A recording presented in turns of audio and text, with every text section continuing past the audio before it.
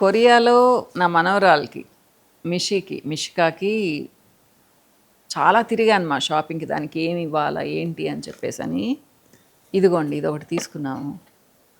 So ఇది చిన్న makeup kit అనమాట. అన్నీ ఉన్నాయి దీంట్లో. ఐ షాడోస్ ఉన్నాయి, రూజ్ ఉంది, లిప్ షేడ్స్, తర్వాత ఐ పెన్సిల్ ఉంది. సో ఇలా క్యూట్గా అనమాట. నేను స్నిగ్గి చాలా తిరిగామ్మా, ఎందుకంటే పిల్లల కోసం పెద్దగా కాస్మెటిక్స్ లేవు అక్కడ.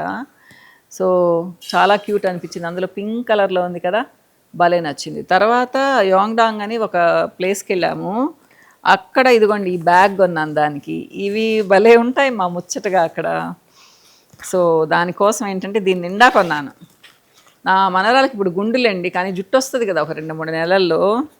సో రబ్బర్ బ్యాండ్స్, సో ఇట్లాంటి ఫ్లవర్స్ మనకు కూడా దొరుకుతాయి, కానీ క్వాలిటీ చాలా బాగుంది. ఇది చాలా కొన్నాను. ఇవి అవి అక్కడక్కడ పెట్టుంది, చూపిస్తాను కొన్ని.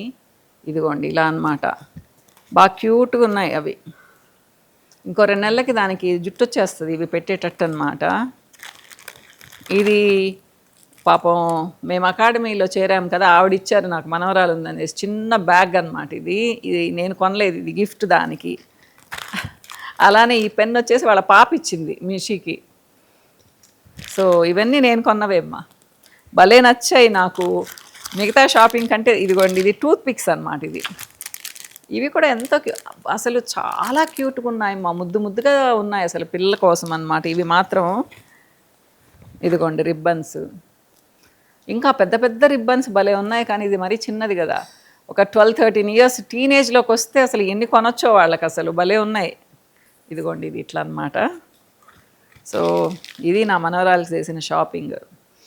సో షాపింగ్ అంటే మనం బట్టలేమి మనం కొనలేము, కానీ మిగతావి భలే ఉన్నాయి మా, కాస్మెటిక్స్ కానివ్వండి, ఇలాంటి గిఫ్ట్ ఐటమ్స్. మీరు వెళ్తే పిల్లలకు చూడండి.